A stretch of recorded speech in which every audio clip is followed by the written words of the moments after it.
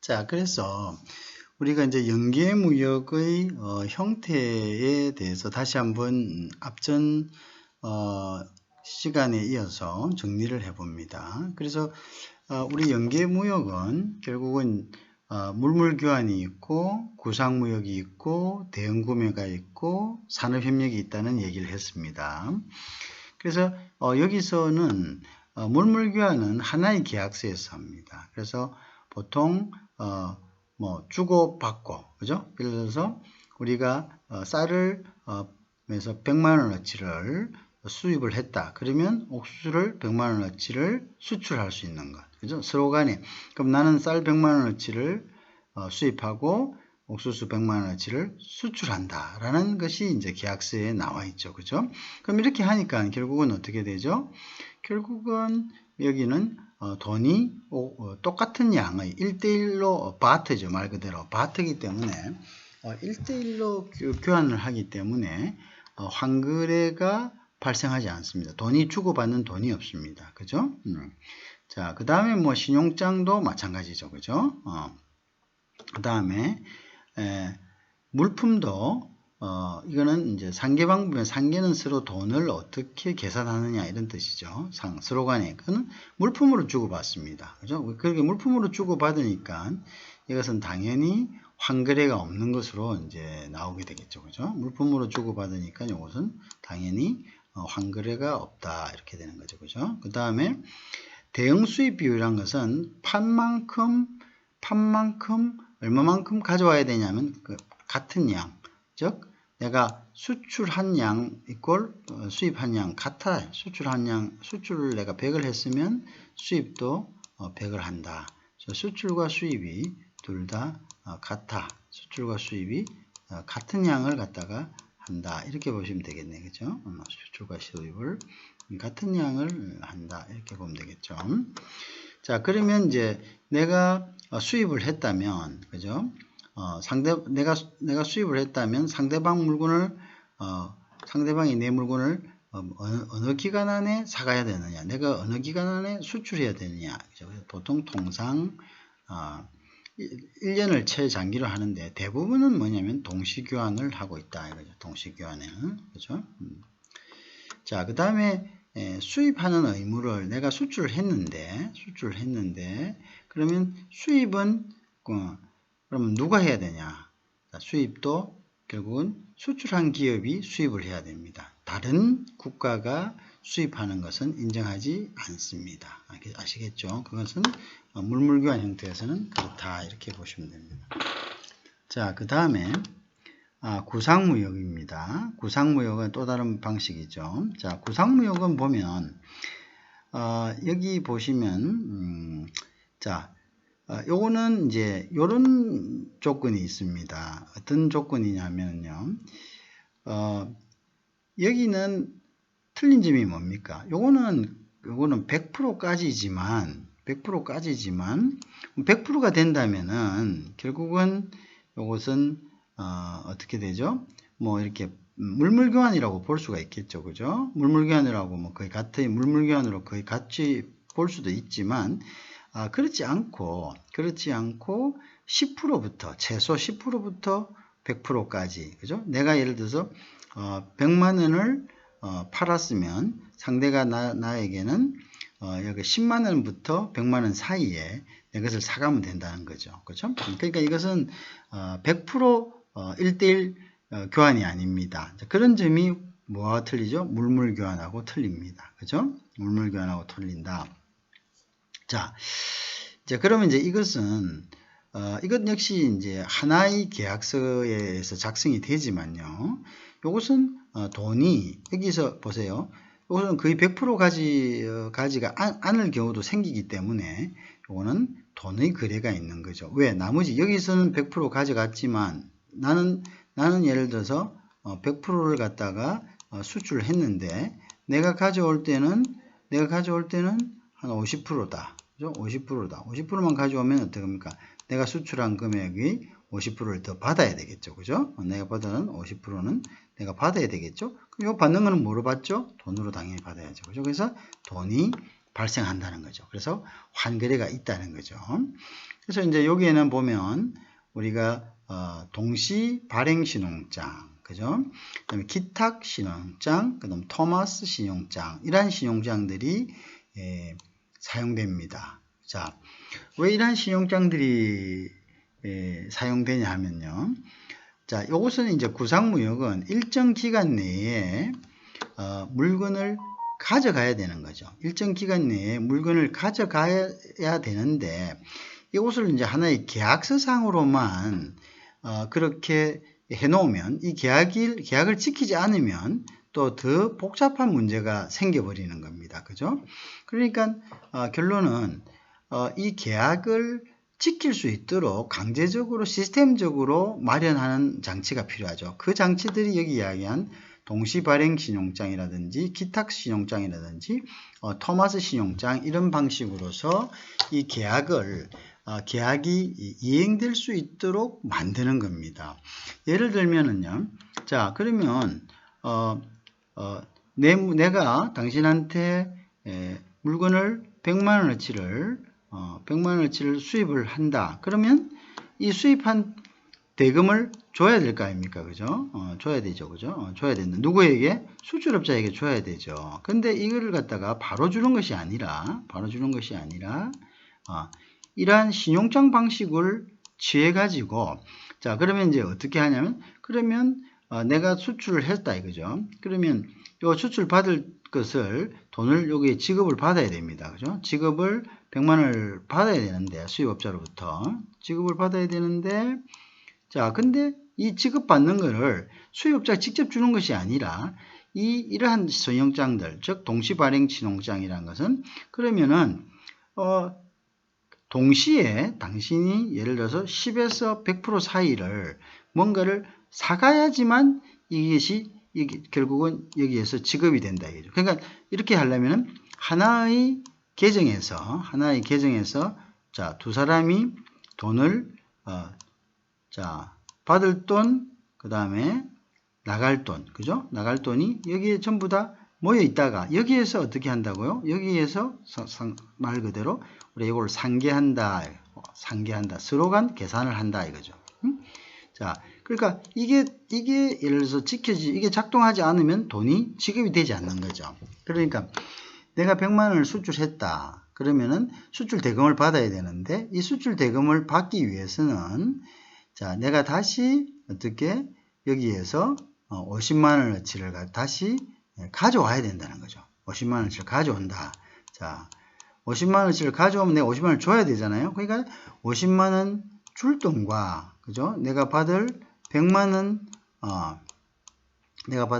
원이 한 계정에서 동시에 이루어지도록 만드는 거죠. 그러면 예를 들어서 내가 50만 원을 구입하지 않으면 이 100만 원도 지급되지 않는 거죠. 이제 그러한 방식으로서 시스템으로서 만들어 가지고 이 약속이 지켜질 수 있도록 하는 것을 우리가 동시발행 신용장, 그 다음에 기탁 신용장, 그 다음에 토마스 신용장 이런 식으로 부릅니다. 토마스 신용장은 이제 이것을 다른 사람이 보증을 쓰는 거죠. 그런데 예를 들어서 내가 수출을 해가 내가 돈을 줬습니다. 자, 줬는데 예를 들어서 여기에서 이 사람이 다시 50만 원을 가져간 만큼 나는 수출을 해서 100만 원을 받을 거 있고 나는 또 이 사람으로부터 A와 B가 있다면 나는 B로부터 50만 원어치를 수입을 했습니다. 그죠? 그런데 만약 이 50만 원을 갖다가 주지 않을 경우에는 사가지 않을 경우에는 다른 사람이 이 50만 원 부분에 대해서 지급을 해주는 보증신용장을 일종의 토마스 신용장이다. 이렇게 이야기합니다. 어쨌든 구상무역에 있어서 이러한 신용장을 써서 이 구상무역을 완성시키는 이유는 단지 구상무역에서 자, 내 것을 사갔으면은 일정 부분 내 것을 팔았으면 내가 일정 부분 이 판 금액에서 일정 부분을 다시 되사온다는 이 약속을 어떤 시스템적으로 지키게 만드는 것. 즉 지키지 않으면은 자기가 결제를 받을 수 없게 만드는 것을 우리가 여기 이야기하는 동시발행 신용장, 기탁 신용장, 그 다음에 토마스 신용장이라는 이러한 형태로서 만들어 놓은 거죠. 아시겠죠? 그래서 이게 이제 구상무역이 서로 판만큼 그 다음에 일정 비율을 해서 다시 되사가는 이런 시스템이 자동적으로 이루어지게끔 만든, 그죠? 그러한 신용장을 우리가 여기에서 이야기하는 이제 이런 신용장들이다라고 이야기를 할 수가 있습니다. 이해하시겠죠? 자, 그럼 이제 이 경우에는 다시 사가는 그런 기간이 통상 우리가 3년 이내에서 이것을 한다. 그죠? 그 다음에 이 경우에는 사가는 사람이 꼭 판 사람이 사갈 필요는 없습니다. 그죠? 다른 그 같은 액수만큼 약속된 액수만큼 다른 곳에서 또 구입이 가능하다. 이렇게 되겠습니다. 알겠죠? 그 다음에 나머지 대형 구매나 산업협력에서도 마찬가지입니다. 그래서 가능하다. 그죠? 가능하다. 다른 곳에서 구입이 가능하다. 이렇게 보시면 되겠죠. 이 신용장은 종류가 굉장히 많습니다. 그래서 나중에 이 신용장의 종류에 대해서 여러분들이 좀 상세하게 배우게 됩니다. 그러니까 너무 염려하지 말고 일단 여기서는 이런 종류의 신용장들도 있고 이런 종류의 신용장은 어떤 역할을 하고 그 다음에 구상무역에서는 이런 신용장들이 어떤 시스템적으로 구상무역을 가능하게 한다. 이 정도까지만 일단 알고 계시면 나중에 뒤에 가면 이 얘기에 대해서는 좀 더 좀 세밀하게 그렇게 우리가 공부를 할 수 있는 기회가 있습니다. 그 다음에 이제 대형 구매입니다. 다들 비슷하죠, 그죠? 다들 비슷합니다. 자, 여기서 이제 대형 구매라는 것은 이제 소위 하는 카운터 퍼치입니다. 카운터 퍼치라는 것은 요거 같은 개념입니다. 사실은 요것은 이제 대형 구매라는 것은 이게 계약서가 하나로 이루어지는 게 아니고요. 결국은 이제 별도의 계약을 하는 거죠. 별도의. 자, 그러면 일정하게 구입한 만큼 일정하게 사간다는 거죠. 그죠? 그래서 뭐 두 개의 다른 신용장 별개지만 그 금액만큼 한다는. 그러니까 여기도 이제 이것도 마찬가지죠. 이것도 뭐 이런 식으로 차이가 뭔가요? 대형 구매와 구상무역의 차이는 요거는 별도. 그러니까 요거는 시스템적으로 보면은 구상무역은 시스템적으로 구입이 되지 않으면 판만큼 구입이 되지 않으면 판 대금, 즉 어떤 판매 대금을 받을 수 없게 돼 있죠. 그죠?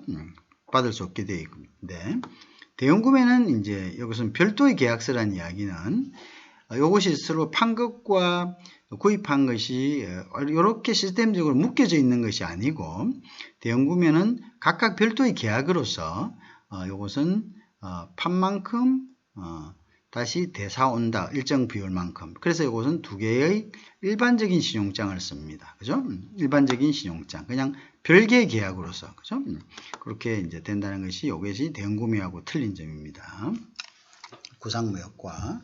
자, 이거는 조금 더 약속을 지키지 않을 가능성이 좀 있겠죠. 대형 구매는. 그죠? 그냥 구상무역 같은 경우에는 그건 지키지 않으면 어떻게 된다고요? 그거는 일단 대금 결제가 힘들어지는, 그죠? 그런 이제 시스템이니까 그 차이가 있다. 이렇게 보시면 되겠죠. 그죠?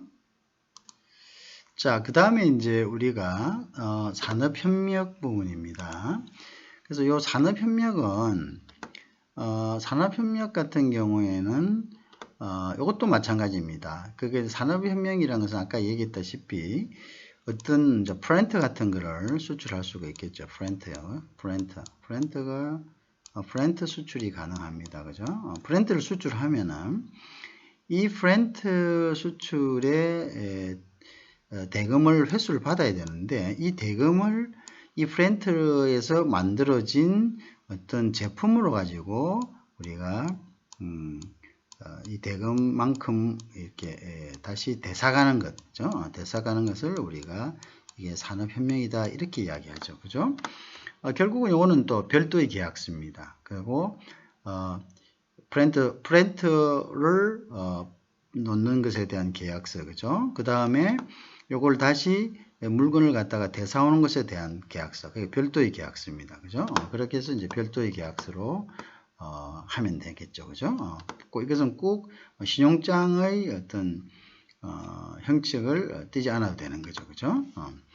자, 그래서 이것도 뭐면 이렇게 통상 이런 경우는 이제 그 공장의 어떤 기간 한 25년 이내에서 계속적으로 계약이 이루어지는 이제 이런 형태를 우리가 이야기합니다. 그래서 이런 정도의 어떤 것들이 있다. 대신에 이제 우리 여기 보면 수입 의무는 결국은 결국 수출 국가가 아니더라도 프렌트를 수출한 국가가 아니더라도 다른 국가에서 일정량만큼 수입을 해올 수 있다. 이제 그런 특징이 있다고 보시면 되겠네. 그죠?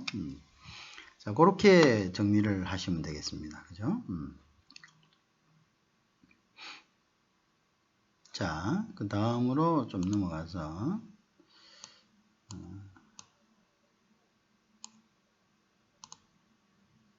자, 그 다음에 이제 여기 우리가 앞전에 이제 설명했던 거를 구체적으로 이야기를 합니다. 그래서 요번에 이제 또 봐야 될 게 우리가 가공무역이다라는 그 가공한다, 그죠? 그래서 요 표현은 improvement란 말을 씁니다. improvement, 그죠? 자, improvement인데 위탁은 우리가 주는 거죠. 그래서 improvement on consignment랍니다. consign이라는 것은 우리가 위탁하다 이런 뜻, 주다 이런 이야기고, 그 다음에 on trust라는 것은 신뢰를 가지고, 즉 신뢰를 가지고 받는 거죠. 그죠? 그죠? 자, 그래서 보통 이제 뭐냐면은 원료의 전부 또는 일부를 거래 상대방에게 수출하거나 외국에서 조달하여, 그죠? 이를 가공한 후 어떻게 가공된 물품들을 수입하거나 외국으로 인도하는 것, 그죠? 그것을 우리가 뭐냐면 위탁 가공 무역이란다. 자, 보면은 여기 잘 보세요. 여기가 이제 여기가 저희 이야기하는 수탁자죠. 그죠? 수탁자. 요거는 위탁자입니다. 위탁자. 수출국이죠. 수출국은 뭘 수출하면 원료를 일단 수출합니다. 요거를 이제 돈을 받고 수출할 수도 있고요. 이제 결국 나중에 이게 돈 주고 안 주고는 나중에 이 사람이 가공품을 갖다가 줄 때 대금 결제를 어떻게 할 거냐. 여기 예를 들어서 뭐 무한일 것 같으면은 물론 이제 그 세무상에는 차이가 납니다. 그죠? 세무상에는 이것이 무한으로 줄 때하고 그다음에 일단 무료를 줘서 그다음에 다시 수입할 때하고 이건 이제 차이가 납니다. 근데 여기서 보면 원료의 전부 또는 일부를 수출, 그죠? 합니다. 일단 갑니다. 그래서 이 사람들은 이제 어떻게 하죠? 원료를 가공하겠죠. 그 가공하고 이제 여기서 가공에 대한 뭡니까? 그 임금을 받죠. 그래서 이제 임가공이다 이렇게 이야기하죠. 임가공, 임금을 받고 이 작업을 이제 해주는 거죠. 임가공을 하는 겁니다.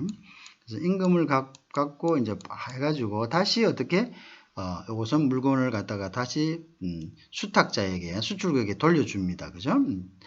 돌려주고 그 다음에 이제 가공 임금을 갖다가 이렇게 뭡니까? 돌려주는 거죠. 뭐 했을 때, 요거는 이제 돈을 주지 않고 원료를 줬을 때는 그렇죠. 그러면 이제 원래는 이 사람들이 구입한 거니까, 이때는 노임만 주는 거죠. 그러니까 레이버 코스트만 주는 거죠. 그 다음에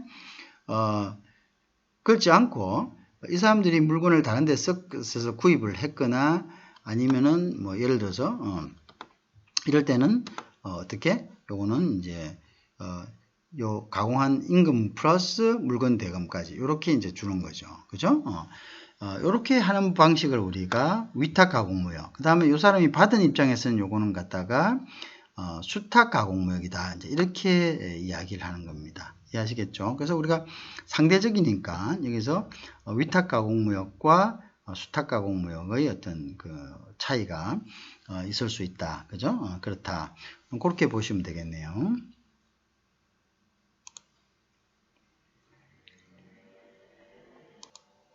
자, 그리고 이제 여기서 조금 더 아까 하면 지금 설명한 경우는 일단은 요 있는 위탁자가 물건을 바로 공급하는 경우고, 그죠? 위탁자가 물건이 없다면은 이것을 제3국으로부터 위탁자가 원료대금을 지급하고 이 제3국에 있는 원료 공급자가 수입국에다가 하는 경우죠, 그죠?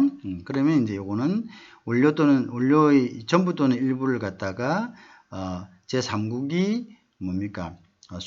수입을 하는 거죠, 그죠? 그래서 이제 수입을 해서 이렇게 주는 경우입니다, 그죠? 또 이 가공한 물건을 바로 위탁자에게 바로 줄 수도 있지만 바로 또 수출할 수가 있네요, 그죠? 누구에게 위탁자가 지정하는 자에게 가공물품을 외국 인도 수출. 이거는 그렇지만 요 소유권은 누가 가지고 있죠? 이 위탁 수출업자가 갖고 있기 때문에 이거는 외국 인도 수출이 되는 거죠. 외국에서 이제 바로 이렇게 수출하는 경우가 되는 거죠. 그죠? 그 다음에 물품은 어떻게 합니까? 이것은 제3국으로부터 누가 받죠?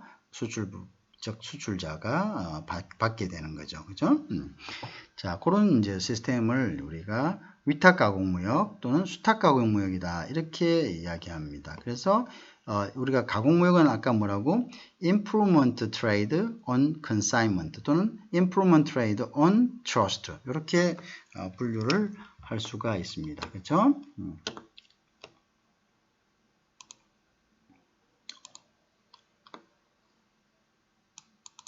자, 그 다음에 이제 위탁 판매 수출, 그 다음에 또 다른 말로서 위탁 판매 수출, 그 다음에 수탁 판매 수입이다, 이렇게 이야기했습니다. 그래서 위탁 판매 수출과 수탁 판매 수입은 서로 상반되는 개념인데요. 우리가 준다는 건 consignment sale trade라고 하고, 자, 그 다음에 import 수탁 판매, 그죠? on consignment입니다. 그죠? 자, 그 다음에 이제 어떤 식이냐면요. 수출, 그러니까 위탁 판매 수출이란 것은 수입국에서, 그죠? 수입국에 줘서 이 수입국 업자가 판매하고 그 대금을 돌려주는 것이죠. 그죠? 그 대금이란 것은 위탁 판매하는 데들은 여러 가지 코스트를 제외한, 그죠? 그 물건의 어떤 일정한 금액을, 그죠? 그걸 돌려주는 거죠. 그래서 물품을 수출합니다. 그럼 수출하면 여기에서 수탁자가 이걸 받아가지고, 그죠? 거기에서 자기들의 어떤 여러 가지 비용과 인건비를 써서 이것을 판매하고 자기들이 들어간 코스트를 빼고 이것을 다시 수출국에게 다시 대금을 다시 돌려주는 거죠. 그죠? 자, 그런 이제 형태를 이야기하는 겁니다. 그죠? 그래서 보통 판매하고 남은 것은 어떻게 다시 전량을 다시 수출자, 즉 위탁자에게 다시 보내고 되돌려 보내는 이제 이런 형태를 우리가 위탁 판매 수출, 역으로는 수탁 판매 수입, 이렇게 이야기합니다. 그죠? 그래서 영어로는 consignment sale trade, 그 다음에 import on consignment, 이렇게 됩니다. import on consignment 또는 consignment on trade, 이렇게 된다. 그죠? 자, 여기 consignment는 준다는 뜻이고, 세일을 하려고 주는 것, 그죠? 자, 판매하려고 일단 맡기는 것, 이는 수출이다. 그 다음에 받아서 받기 위해서, 즉 어떤 그것을 수탁하기 위한, 즉 수탁하기 위한, 그 다음에 수입이다, 이렇게 되는 거죠. 그죠?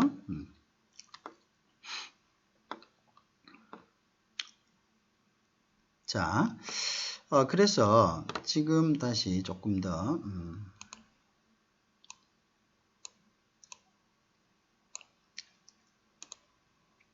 자, 그 다음에 이제 요 뒤에 이제 보세창고 거래 신용장, 그죠?